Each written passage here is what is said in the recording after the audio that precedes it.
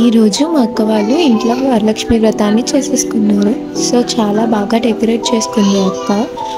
ఆ చీర వీడియో అన్నీ డ్రేప్ చేసిందంతా నేను ఆల్రెడీ పెట్టాను, చూడండి.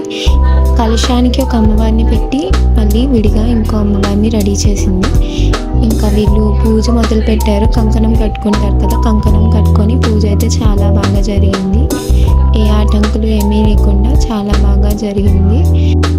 పూజ అయిన తర్వాత కథ చదివిన తర్వాత ఇంకా అక్క కొబ్బరికాయ కొట్టి బావగారి దగ్గర ఆశీర్వాదం తీసుకుంది. బావగారు కూడా మంచిగా క్యాష్ ఇచ్చారండి వరలక్ష్మి వ్రతం అని చెప్పి.